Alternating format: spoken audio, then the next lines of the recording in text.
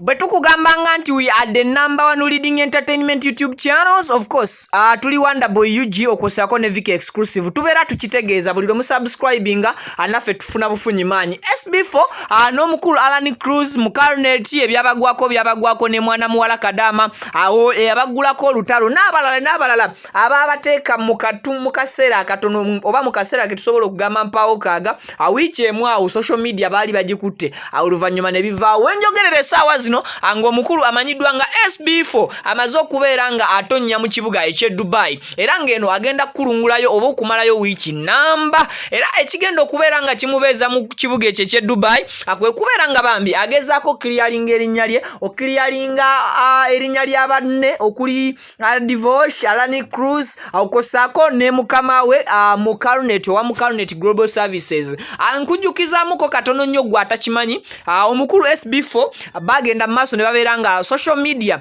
oba ba tiktokers kale kansoke ntiteke kuba tiktokers cause ndi olutalo je lwatandikira ba tiktokers bamuvuma nnyo ne bagamba nti yaba setting omuntu omufere era ngo omuntu omufere gwe bamulanga okubeera nga yabaleetero banga yabasembereza n'abalangira aye mukulu amanyiddwa nga Mukalnet aye yajja alanga kampani ya Mukalnet Global Services era ngeno yalinga efunira bufunizi baana milimo mu kibuga Edubai nga ne bobo oli munsi nga kata Oman Jordan nga asobola okufunira omulimo anoberanga osobola okukola mu kibuga Edubai lwaki abaana bangi bagala nnyo Dubai lwansonga nti bambi Dubai balowooza tewaliyo nnyo kubonabona naye ate okusinzira ku stories eziva mu bantu abakolera mu kibuga Edubai kiraga nti nayo kubonabona gye kuli ne wankubadde nti akale obonabonere Dubai naye nga akasente kayo kegasa oba oli awo nga n'amateeka gaayo oba oli awo gaawuka mukko so omukulu ono SB4 media asazeewo aweese ekitiibwa omukyala agenze maaso n'okubeera nga amusupporting ebbanga ddene ate era omukyala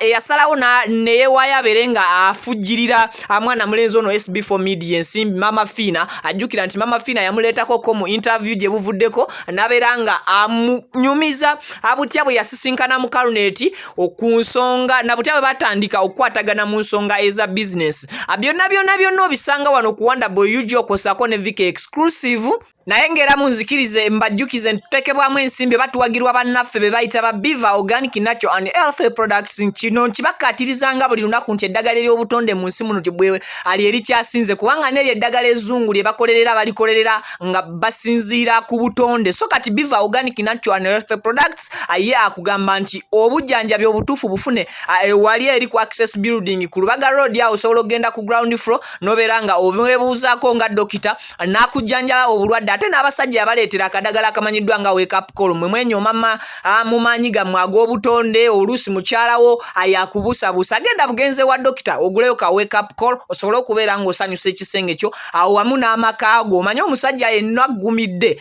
buli woozuukuka ku makya nga waka omukazi olesa akiisa ensingo mwana wa maama toba na mikisa eyo yonna gy'ogenza okubeera ng'oyeeyiza akasimbi nkale okwo kwe tuteeka munnaffe omulala gwe bayita Hajjati Kalodo era ng'ono ye musomi wa dduwa kino nzize nga nkikkaatiriza era nga nkibagamba Hajjati Kalodo bangi mumbuuza naye si musawo nedda Hajjati bambi mutume kuva eri Allah kuva eri Katonda kuva eri Dunda guludde ne ye yamutuwa ng'ekirabo so tugenda ffenna tumweyunira abalina ebizibu ebyenjawulo era nga bwe nkumenyeramenyeramuko ku bizibu ebimu byagenda maaso n'okubanga akolako mwe muli okubeera nga bambi akuyambako okufuna passport asaba busabi Katonda n'akuyambako okubeera ng'ofuna visa passport oyagala butuuze mu nsi ndala walayi nga gwe owulira onoonya mwagalwa okyamubuliddwa nkugamba bugambi Hajjati Kalodo asangibwe wakiseza ensonga azimalanga so amukontaktingeko obeere nga oyagala ne bwoba yasi oyagala kwogerako bwogezi naye Hajjati Kalodo abeerawe okuwa obudde n'okubaako by'omwebuuzaako Virginius the songwriter atasobola kubeera nga yeerabira ba Ronan Sons abasangibwa ekireka Kamuli Road abakutuusako obuuma obw'omulembe anaddala obukuba emberenge ng'ate obuuma bwabwe buwangaazi nnyo so yitayoko naye obawagire Wani tata wegolodde namu. Ennaku zino bannange. Ennaku zino ki? Osazanga kabiri iti. Okuba ofunagana kakipa kano. Wake up call.